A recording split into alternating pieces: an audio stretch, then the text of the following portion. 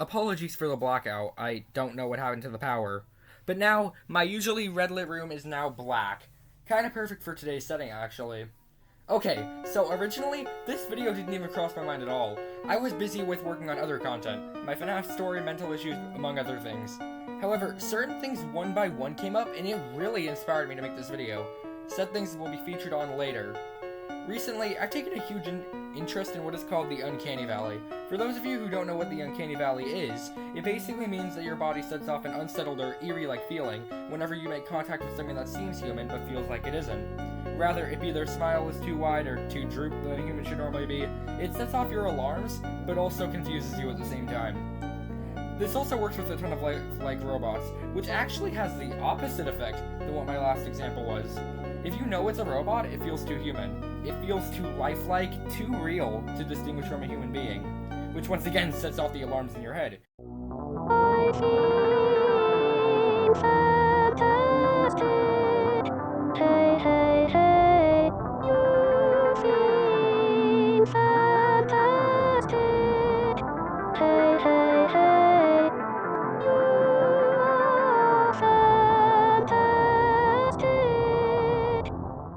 You're trying to find a mistake, trying to find an error that sets it apart from being a human. But because you can't, your brain starts to have what I like to call a meltdown. It's a clever trick that's placed in your head. By your own head. So why am I talking about this on my commentary gaming channel? Because most of what inspired me to make this video is either from video games or internet media. So let's get started, shall we? Oh yeah, before the video starts, this video is sponsored by Raid Shadow Legends. Since we've already talked about AI robots, let's talk about AI voices. We all know text-to-speech, or AI voices.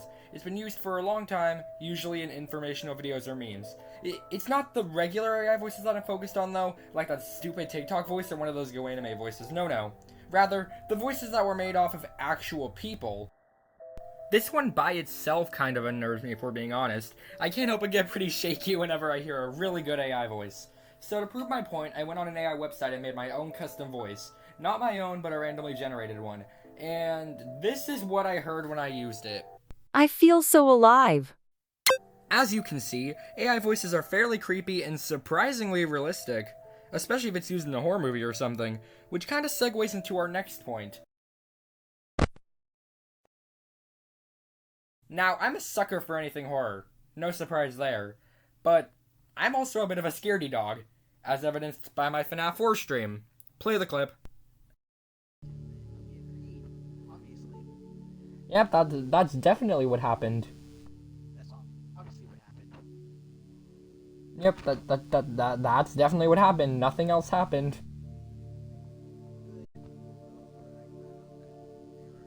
Oh my god, okay, I'm scared, to be honest. FNAF 4 scares me the most out of any single FNAF game ever. So I'm going to scream, and my mom is going to come in and yell at me because yeah. I'm too big of a wimp to not scream out loud. Solid, you suck. You know that? You suck. I can hear the thunder right now. He had it when the one comes in, he screams.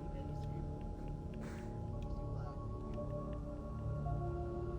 loud. Shut up, Solid. I like how the thing just says getting ready for bed. Because I'm definitely getting sleep tonight. I'm just stalling at this. I'm just stalling at this point, aren't I? You are definitely stalling. I literally only it's 4 minutes in and I haven't even started the game yet. That's how scared I am. Excuse me.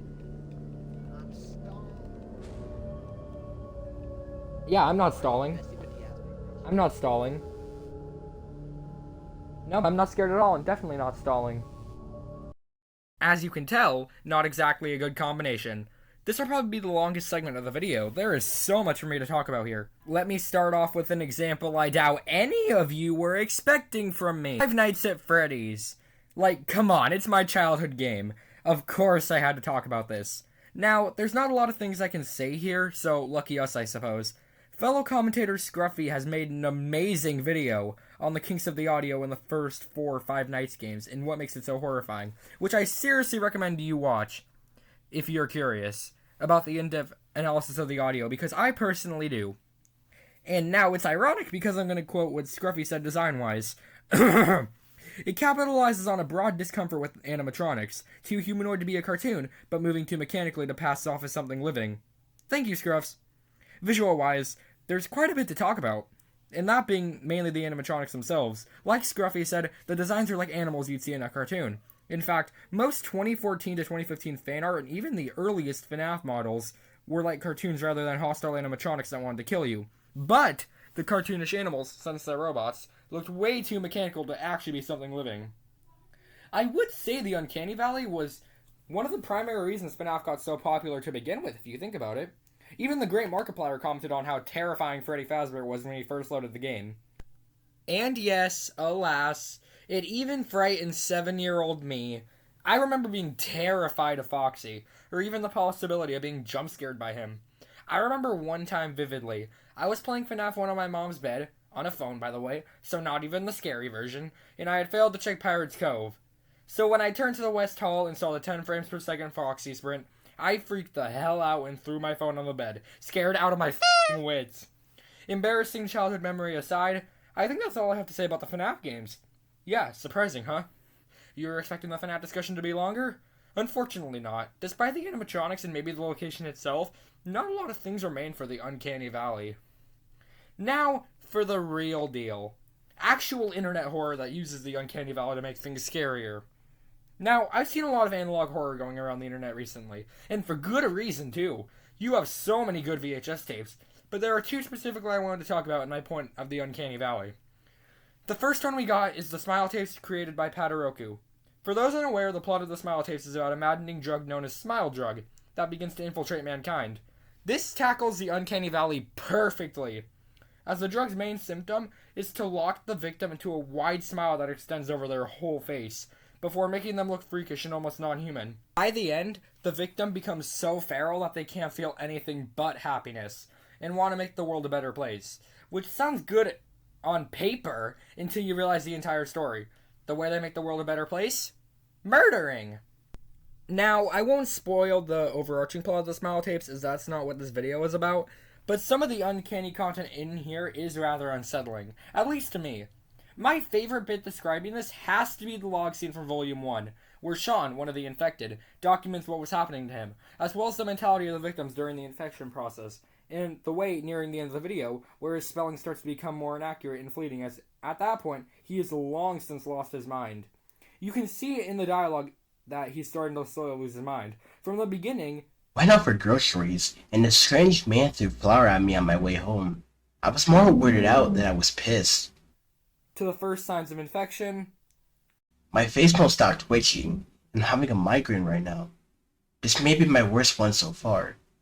To the dog's death, which is foreshadowing the predatory instincts mentioned within the first tape. Max passed away. I don't understand. He was doing just fine yesterday. To the final stages of corruption. My friends say I look a lot happier recently.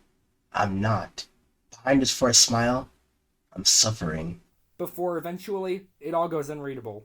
I am happy. I feel full of energy. I felt this man's aura. He changed me for the better. The uncanniness itself within the tapes is, of course, in the smiles and the freakish way it seems these people are both possessed and self-aware at the same time, their mentality being slowly eaten by the fungi. I watched the entirety of the Smile Tapes in around an hour just for research for the video, so if you have time, go watch the series. It's really a gem. Another thing that had really inspired me to make this video was the Mandela Catalogue. I don't know if I have to explain this series, but I probably should to you living under a rock. The Mandela Catalogue is a YouTube series created by Alex Kister, in which the world has been run with something called alternates, which in turn infects you with something called metaphysical awareness disorder, aka MAD. Just gonna add, I watched the entire series at night with the lights off and got promptly spooked. You better thank me for the sleepless night. Discussing the uncanniness here is definitely interesting, as there are some parts that definitely got me to jump. There are a bunch of things to discuss here. Okay, not really. The first point I'd like to make is the designs of the alternates themselves, because, of course, the alternates are designed to be copies of other humans you know and have affiliated with, like family members or good friends. The Uncanny Valley definitely sprouts great roots here and makes itself creepy for anyone who's easily spooked. Like me. Like, could you imagine just walking into a room and a copy of your dog is in there? Its smile a little too wide and its ears perked up. I think that set me off. The plot twist and the voice themselves are definitely spooky and almost reached it at times, such as the devil's character himself, which, you guessed it, is done by a text-to-speech voice. To be honest, that voice was always a little freaky. However, that was only an overthrown exhibition. In Volume 4, he gets an actual voice, which is even more horrifying. Unfortunately, as it says in the video praising the Mandela Catalogue, new video idea? But rather a look into the Uncanny Valley, we won't be exploring that yet. So overall, those were my thoughts on the Uncanny Valley. Now you know why it will continue to give me never-ending nightmares. As this was my first go with this video style, I wanted to keep this relatively short and see where it went. So yeah, that's all folks. I hope you enjoyed the video, yada yada, like, yada yada, subscribe, yada yada, all that shit. Alright, bye, have a good day.